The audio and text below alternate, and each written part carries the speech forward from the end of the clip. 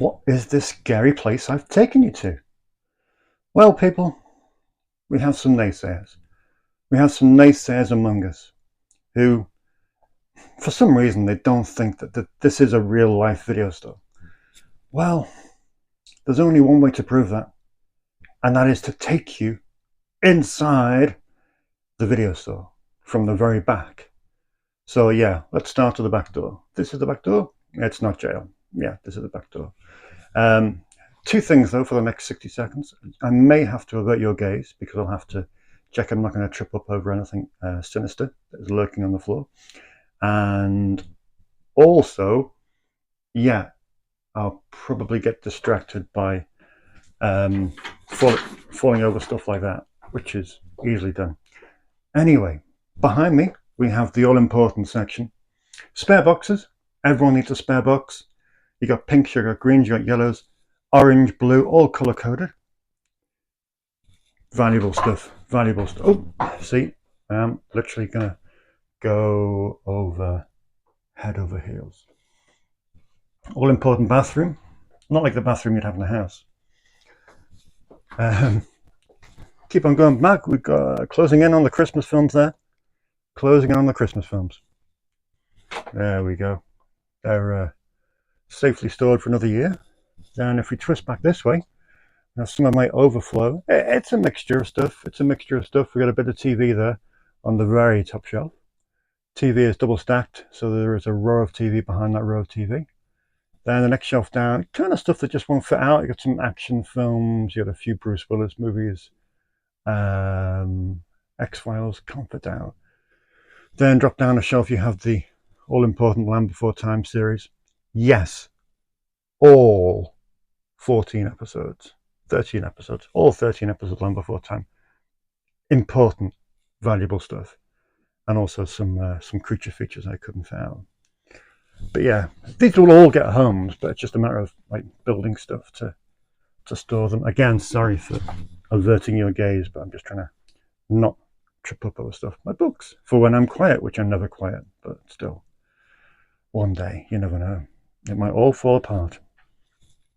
And then finally, into the final recess of the store. Hey, back on familiar territory. There are all the glorious box sets. And then we spin around here. And there we have the path inside the video store.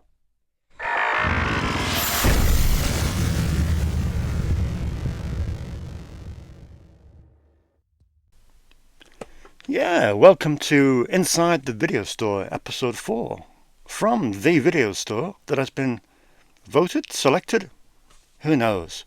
But it's in the Liverpool Echo this week as one of the 5 coolest shops in Liverpool, which is a little bit crazy.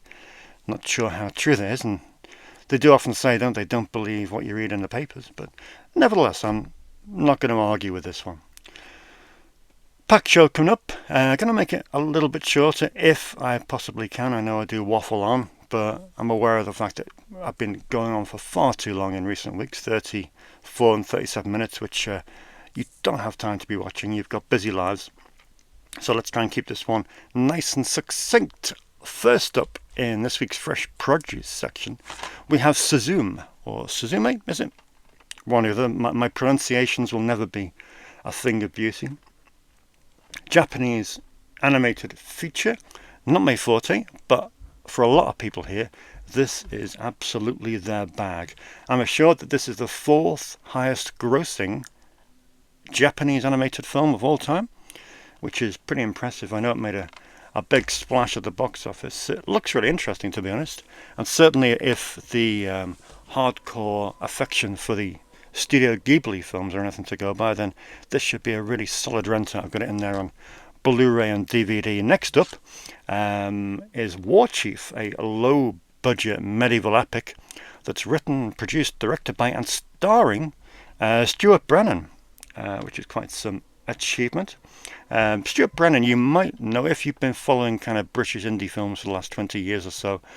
Stuff like Plan Z, Jack Said, things like that. You will know the name of Stuart Brennan, quite a filmmaker who seems to transcend different genres. This looks all right, to be honest. I know anything on a budget can go either way, but by all accounts, this isn't a bad effort.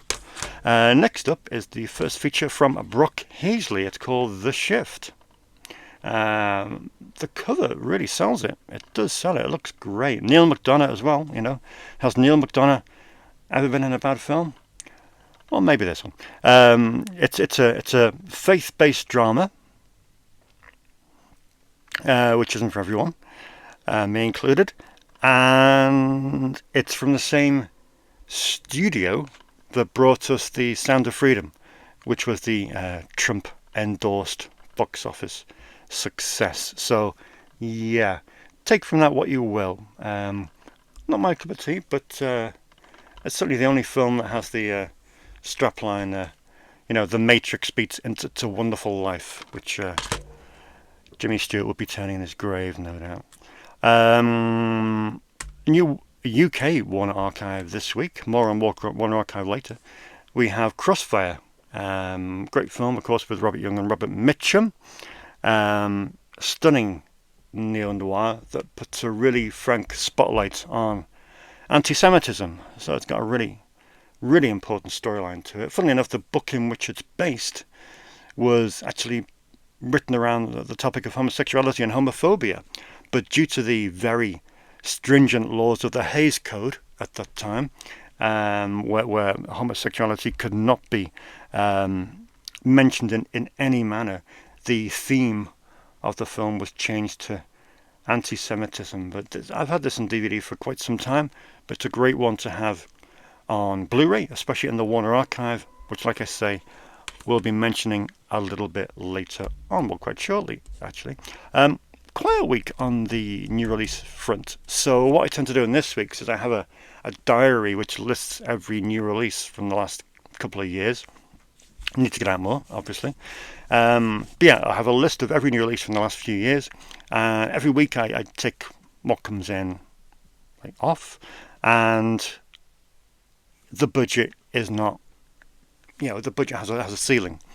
So some weeks, inevitably, I do not get everything. So weeks like this, where there's only a smattering of new releases out, I tend to go back in time and look at what I've missed out on in previous weeks or previous months. Two of these have come in this week. The first of which is Zombie Holocaust, aka Dr. Butcher MD. This is from 88 Films. It's completely unnecessary to have this film. Completely unnecessary. I have it on DVD, I have it on Blu-ray, and now I have it on 4K UHD. Ridiculous. Absolutely ridiculous. Overindulgent and unnecessary. But why not? Because it's just fun, isn't it? Crazy Italian movie that blends kind of zombies with cannibals to great effect. I think it was made at the same time that Lucio Fulci was making Zombie Flesh Eaters, I think. Is that true? Yeah, it is true. Great film, and what better format than to have it in the best possible pin-sharp image to see all that rotting and ripping flesh. Superb, brilliant. Finally, is a Martha Coolidge film, Valley Girl. This came out, I think it was last September, from Eureka, great label, who I really enjoy buying stuff from. However, it came out at the price point of £27.73. To me, that was a bit excessive. I think £27 for a single movie. I know it has some great special features. There's a great hardbox slipcase, great booklet. But I think at that price point, it was just a little bit too much. When you think of, Indicator, who are putting out similar editions for considerably cheaper, then £27.73 just was a bit of a turn-off for me. So I didn't end up getting it, but I was desperate to get the film. It's one I haven't mentioned. The soundtrack is the stuff of legend, with people like the Plimsolls and the Psychedelic Furs. So, glad to have it eventually. And now it's down to the bargain price of $17.99, which is much more palatable, and one I certainly could not leave alone. So yeah, Valley Girl completes the fresh produce for this week. And we're going to move on to another delivery of some very exciting stuff.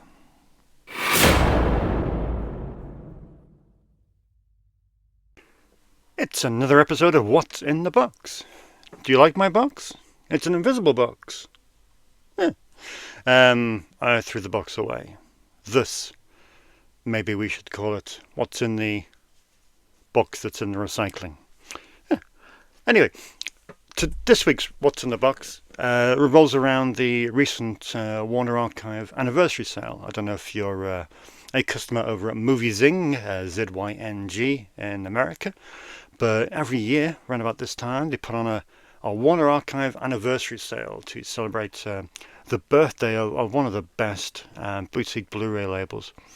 That sale is 4 Warner Archive Blu-rays for $49. In English terms, it equates roughly with shipping to about £11 per disc, which to me is an absolute bargain, especially some of the films that are in that collection. Just phenomenal. First day of the sale was a little bit hectic. The site was running really slow, so I just picked out a dozen films that I wanted to pick up, and I went back in a week later, just before the sale ended, and I picked up another dozen or so films to add to the collection. Let me take you through them. Let's see what turned up this week from Warner Archive, from the Movie Zing sale. First up, I just love these so much. These Tex Avery screwball classics. Amazing. I'm not really a comedy person. I know you may be surprised to hear that. But these absolutely make me laugh like a drain. They are brilliant. They are 2.5 hours in length and contain such a brilliant mix of classic Tex Avery cartoons. They're an absolute joy. And certainly if you're a customer here at Snips, I would heartily recommend renting those. This, I think, when it came out, was a bit of a flop, was it not? I never managed to watch it since. I don't think it's ever had a DVD release in this country. I think it's eluded us since the days of VHS. Can't think why. But here it is, thanks to Warner Brothers. It's on Blu-ray, and we shall find out what all the fuss is about. Looking forward to watching that. I got a couple from Jackie Chan here, which is great. I know that 88 are kind of putting out, and Eureka are kind of putting out the whole Jackie Chan filmography, but a couple are in the hands of Warner's. So therefore we have Drunken Master 2 on Blu-ray, which is great. Don't know much about it, never seen it, but I'm sure it ranks alongside Jackie's other films, and of course the extended original cut of Mr. Nice Guy. So yeah, 2 different versions of the movie here, which is quite the thing. But yeah, massive Jackie Chan following in the store, so I'm sure they'll be grateful rather to be able to see these 2 movies, which is pretty cool. Bermuda Depths, I do like a TV movie, especially one with a bit of a disaster theme. Carl Weathers is in this, the actor who we tragically lost a couple of weeks back. So it'll be great to see his performance in this movie. Another great one, which looks like a lot of fun. Brian Sauer, one of my friends with another vidcast that you must watch if you ever get a chance. Watch his Just the Discs podcast, Just the Discs, which is great. He looks at all the latest boutique releases, and I know this is one of Brian's favourite films. 200 Guillotine, he's recommended that, and I can't wait to see it. Next up, huge fan of Jack Lemmon and Anne Bancroft, so to have The Prisoner of 2nd Avenue. It is great. Again, in this country we've barely been able to watch it, but Neil Simon, brilliant writer, so this should be an excellent watch indeed. Can't wait to have that. Can't wait to see that renting out. I've had this on an import. Again, it's been poorly served in this country.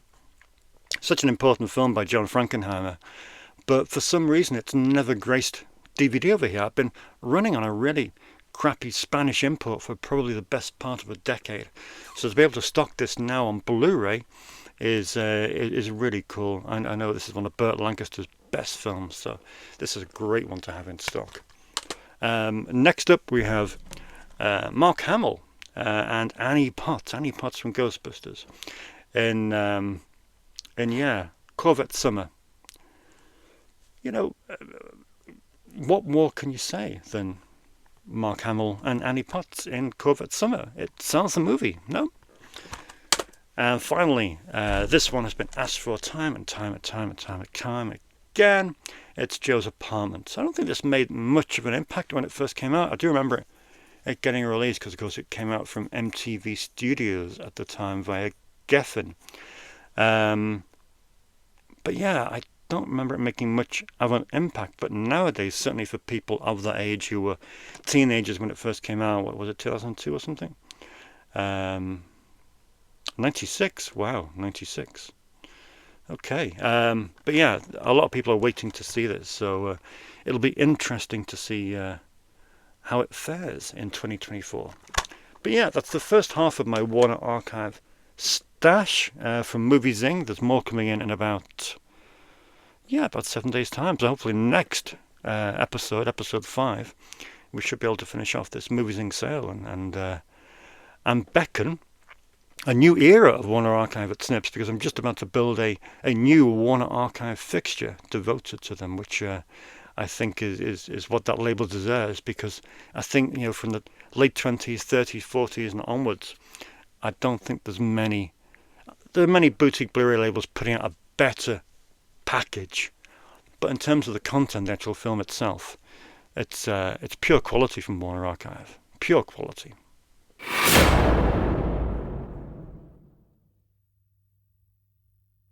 We're going on tour. I know this is a big favourite of yours, one of your favourite sections. We're going to mix it up a bit by having some footage from the new section, which I've just created in the last few weeks, and some footage from right here where I can pick out some of the key titles. This is the section, which is a bit wild. Yeah, British box office obscurities that fell within a hair's breadth of the Millennium. Rolls off the tongue, I'm sure you'll agree. It's just, I know you'll think to yourself, what, Dave, what is going on in your strange little mind? Well, to be honest, this is an era of British filmmaking that I really, really do love. It's certainly for me personally at the time. It was when I first started getting into films, about 96, 97. I was at university. I was going to the cinema every single week, and every single week they would have a strange British film that seemed to play for a week, then completely disappear. I mean, completely. And you might get one copy shown up in a video store somewhere, but generally speaking, they would disappear, and you would never hear from them again. You got to think to yourself, in the 7 years between 1989 and 1996, the investment in the British film industry had increased sevenfold, from a little over 100 million to almost 800 million, just shy about 741 million quid. That's quite a change of circumstances, if I'm sure you'll agree.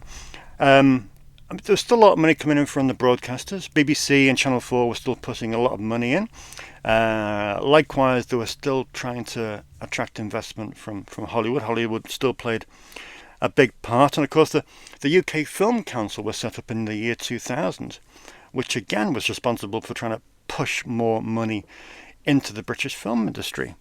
Add to that, you had great box office successes, whether we like it or not. Four Weddings and a Funeral did change the face of British filmmaking for some years. The success of that film led to a huge surge in interest in British films. And then that just brought about so many homegrown features getting made. Admittedly, they were all rather low budget and certainly not made in the best circumstances. But 2 decades on, when you consider that so few, well, virtually none, certainly the ones of the 80 or so in my section there, that none are available on Blu-ray. None on Blu-ray, which is nuts. While the original DVDs are barely in print. Now, this period of filmmaking between 96 and say 2004, if you ever read about it in the press, they'll bring up two films funded by the National Lottery that were stonking disasters. Obviously, Fat Slags, not the greatest film, but hey, There we go. So they'll bring up that as saying, well, it failed because of that. And they'll bring up this, Sex Lives of the Potato Man, which I actually saw for the first time last week. And I might edit this bit out, but I didn't think it was that bad. Yeah, I mean, obviously, pretty filthy, and a few jokes are wide of the mark, and it's a bit insensitive in terms of the misogynism, but generally speaking, it portrays two very sad men who are just quite pathetic creatures. So yeah, you know, I don't know why we can't get behind something like that. Anyway, but yeah, most of these films in this section had a good cinema run. And time has been quite kind to some of them, to be honest. Most of them in that section are worth a look in some way. But I picked out just a handful, only 5 or 6, that you might want to have a look at. First up, we have Christian Bale and Emily Watson in Metroland. Great little indie film, directed by Philip Saville, no less. With a sound, one of the common things in these films of this British era, the soundtracks were ridiculous. I mean, this one we got Mark Knopfler, Elvis Costello, The Stranglers. It's a really cool film that seems to have just all but disappeared, which is a shame. But yeah, that's worth a look. I remember seeing this one at the cinema in Nottingham, the Showcase Cinema. It's Martha Meets Frank, Daniel and Lawrence. I think there's another title for it in America. Rom-com. No shame in liking rom-coms, and this wasn't bad to me. It was really well written. Directed by Nick Ham. And yeah, great cast. Monica Potter, Rufus Sewell, Tom Hollander and Joseph Fiennes. It did okay at the box office. This certainly isn't the most obscure film that I've got up on that shelf. But yeah, it's well worth a look if you haven't seen it. Next up we have Keep the Aspidistra Flying. Anything with Richard E. Grant in is immediately worth watching, even The Match, which I've got up there somewhere. Again, it's great fun. Quirky English comedy based on a George Orwell book. Well worth a look. This is an interesting one. I hated the way everything was compared to Reservoir Dogs, but this is compared to Reservoir Dogs. And in case you needed any persuasion to watch Dad Savage with Patrick Stewart, let me just read you that Patrick Stewart plays a tulip plantation owner from the east coast of England, who is a country and western line dancing cowboy as well as a criminal godfather. You know, what are you waiting for, quite frankly? And the two main young protagonists are called Vic and Bob, but not the Vic and Bob, sadly. But yeah, crazy, weird fusion of Midwest America and East Coast England. Has to be seen to be believed, but it's worth a look. And finally, nice, heartwarming film with Bob Hoskins, which is just really cool. A cast of amazing British characters: Maureen Lipman, David Troughton, Sadie Frost, Anna Massey. Yeah, just a really, really nice film that is one for all the family, outrageously, which is certainly a first for this show. But yeah, this is really good. This is really good. And like so many in that section, it's just it's a collection of films that just haven't been spoken about, talked about, seen, or discussed for the best part of 20 to 25 years. Which is a shame, because, you know, we should preserve our heritage. And I do feel that certainly in the next 5 or 10 years, these films will just become completely obscure and vanish from the face of the earth. So I do feel as though I'm playing a very, very, very small part in at least maintaining the fact that these did once exist, and at least in my eyes were a small part of our multiplex history at the end of the 90s and the start of the millennium, which to me was quite interesting.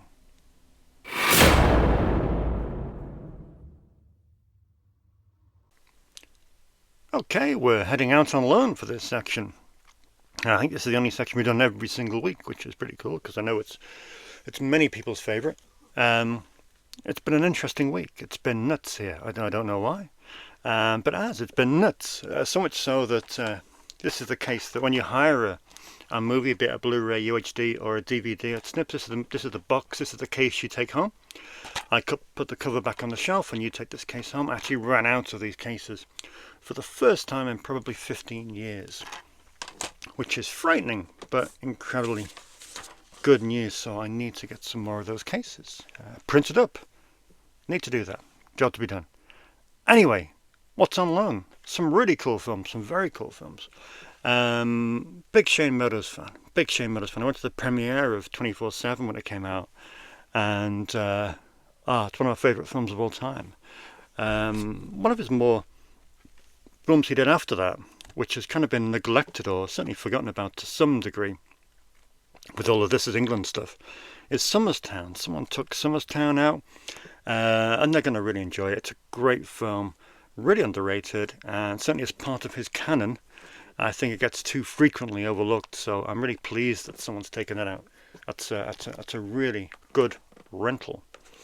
I've been asked for this a number of times. I know Lee, one of my customers, asked for it quite recently. The Laughing Policeman with Walter Matthau. I've got a big following in this store for 70s crime thrillers. People love 70s crime thrillers. You know, the whole French Connection era of gritty cop movies. This is one, obviously, with Walter Matthau, Bruce Dern, Louis Gossett Jr., who just died, of course. This is one that really has been overlooked. I don't think, again, we've seen this in this country, in the UK, since the days of VHS, if we did then.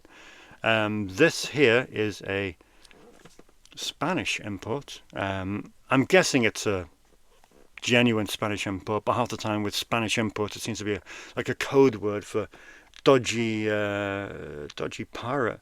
Seems great, seems fine. It's a press disc, so I've no reason to suspect that it's anything other than a genuine Spanish release. But I'm just waiting for Lee to bring that back into store so I can quiz him about the picture quality and how good the edition was. But yeah, good film, good rental.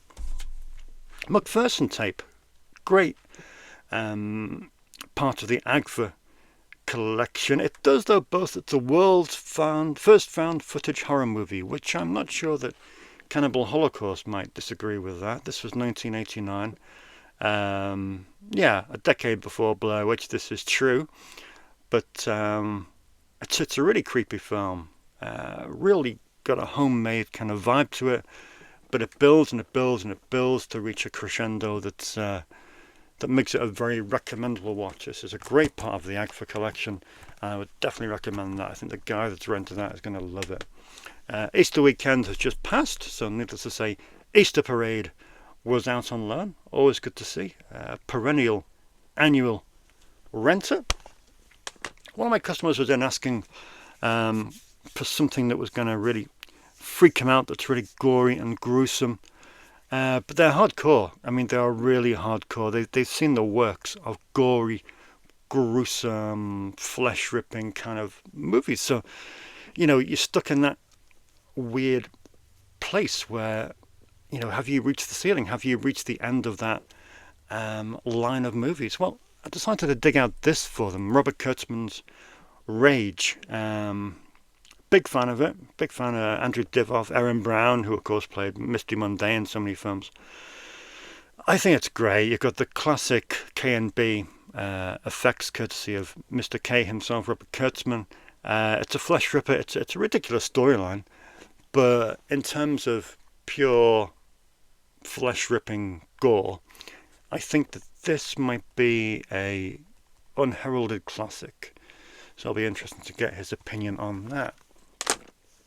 One thing I was really pleased to see renting this week was a couple of Greg Araki films. I've got a Greg Araki section just over on the far side there, and so many of his films are really, really difficult to watch. They're such important films as well.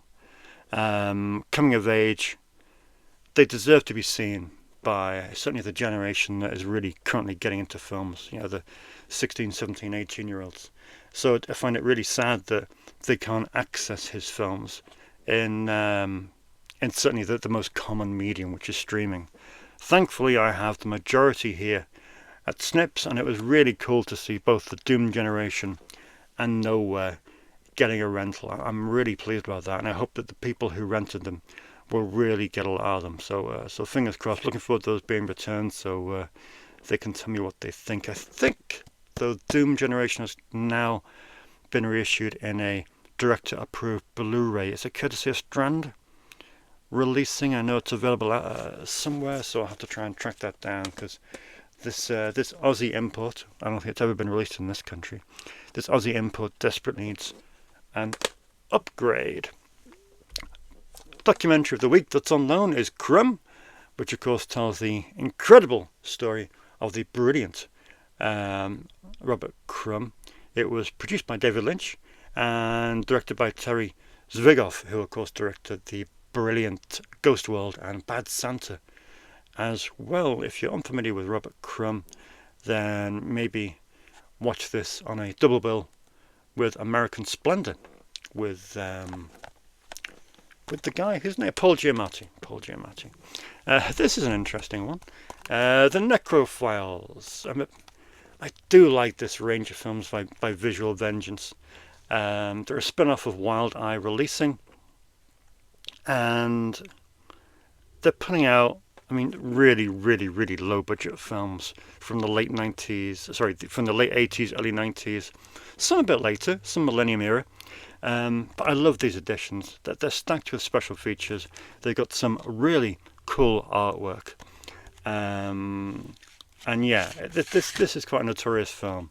And, well, it's quite a notorious release, to be honest, because, again, more artwork, more fantastic artwork. You've got a load of really cool stuff, including a Necrophiles condom, which unfortunately is for entertainment purposes only. But doesn't that mean... anyway. But yeah, you get loads of stickers and postcards and posters, and yeah, it's pretty wild. So yeah, it's really cool to see films like that going out on loan. One of the things I didn't think I would see renting, to be honest. I thought this would be a next level for people that, again, conditioned to that IMDb high score bar. I didn't think they'd be going for movies like this, so it's cool to see films like that renting out on loan. And finally, as if I need to tell you, Brain Dead is out again, and Bad Taste has joined it. The perennial weekly renters, week in, week out, because you can't stream them, honestly, so many films you can't stream, and this is such a pivotal one. Peter Jackson's Bad Taste. It's great to see someone checking it out again from the video rental store. And that was this week's Film on Loan section.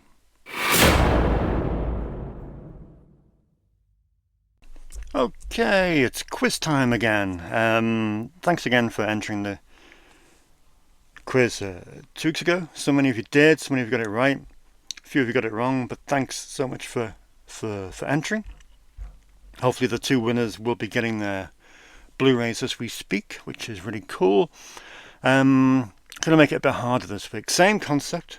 So, you'll see a still coming up on the screen very shortly, a still picture, a still frame, and you might want to pause it.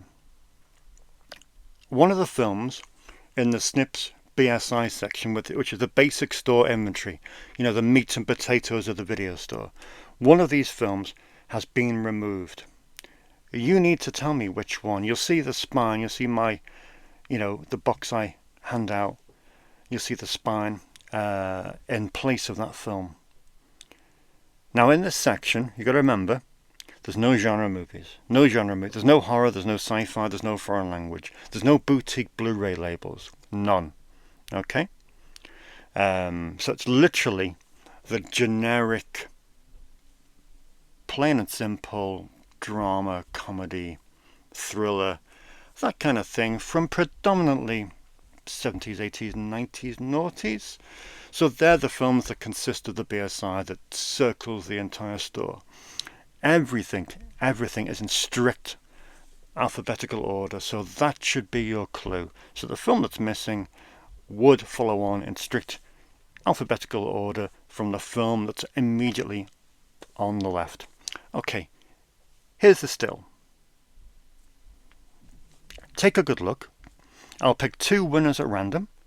If 2 of you get it right, with the quickest answer, we'll take the pick of their prize. The quickest answer will get the pick of the 2 prizes. It's open to entrants right across the world, and the only stipulation is that if you enter, can you please subscribe to my channel? Okay, that's the still. But what do you win? What do you win? Well, I mean, from all the Warner Archive releases of the last 15 years, it's introduced me to so many amazing films. So many amazing films I would never have otherwise seen. Certainly in regard to the UK-friendly aspect of their Blu-ray releases and DVD releases, which is just wonderful. So here's a brand new copy of one of my favourite Warner Archive discoveries of all time is The Stalking Moon.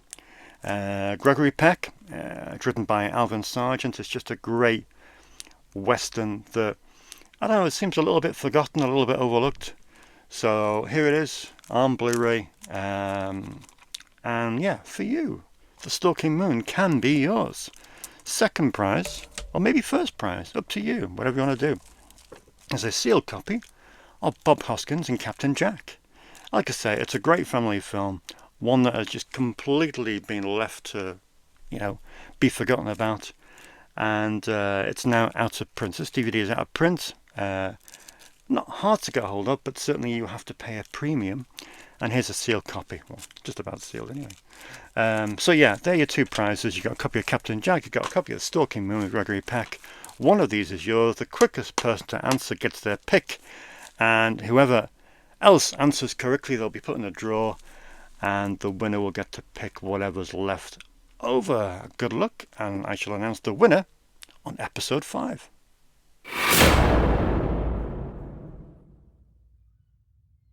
Sleeping Giants makes its long-awaited comeback this week. I do like this section because it gets some of the lesser-known films renting. And with 16,000 films, there are a lot of films that don't perhaps get the attention that they deserve, and they kind of fade into the background, which is a shame because some of them are just great. So we've got 3 films to look at today that I feel as though should warrant a bit of exposure. The first one, I've been doing a little project on Jeff Burr recently, the great filmmaker who sadly passed away at the end of last year at the age of 62. He of course directed a number of great sequels like the Texas Chainsaw Massacre 3, Stepfather 2, as well as brilliant films like Night of the Scarecrow, From a Whisper to a Scream. Perhaps one of his lesser known films that is absolutely outstanding is Eddie Presley. Eddie Presley. It's a great little indie that was made back in 1992. Based on a stage play written by Dwayne Whittaker and starring Dwayne Whittaker. It sort of focuses on this Elvis Presley, hard-up Elvis Presley imitator, and his desperate desire to get back on the stage and to make a name for himself. It's a wonderful, quirky little film that features really cool cameos from the likes of Lawrence Tierney, Quentin Tarantino, Ted Raimi. It's brilliant. I mean, this is an unbelievable 2-disc special edition DVD from Tempe Video. It is a UK unfriendly, so it is a Region 1 DVD, but thankfully I do have a copy on Region 2 UK DVD if you're not multi-compatible in terms of regions. But it's a great little indie film, good story, and by all accounts it's one of Jeff's favourite films that he made. So yeah, really pleased to be given that a bit of attention. This is a weird one, but it's unbelievable. It's an unbelievable film. It's called Night Shooters. British, made by Mark Price, Mark with a C. Got a bit of everything. Got a bit of martial arts, but it's kind of a movie within a movie sort of feel. I know it references Tom DiCillo's Living in Oblivion on the box, and yeah, it does have that vibe. British made, as I say.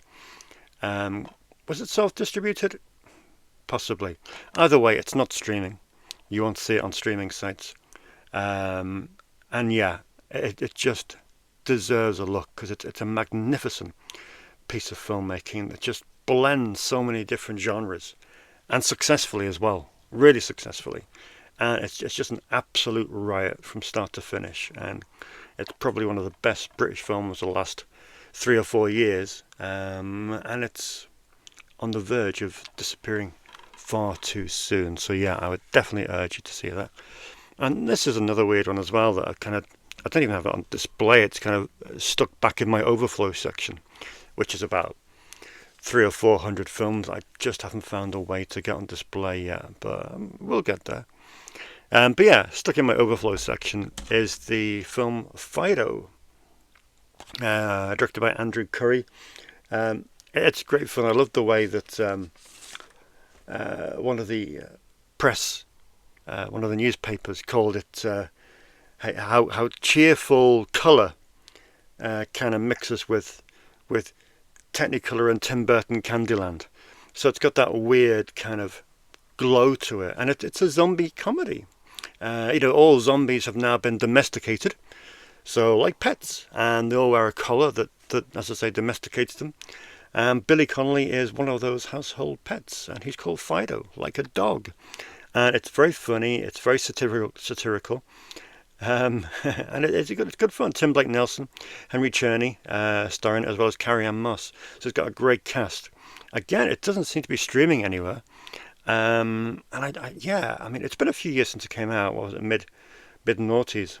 I can't give you the exact date, but it's brilliant. And again, it's one of those films that seem to have descended into obscurity, which is quite unfair because I do like this. I think it's great fun, and hopefully more people now will decide to rent it, because that's the idea. Thank you for watching today. This has been Inside the Video Store, episode 4.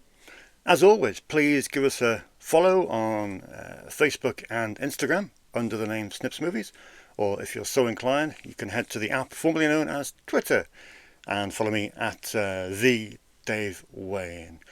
Other than that, please subscribe to the page, as it's good fun.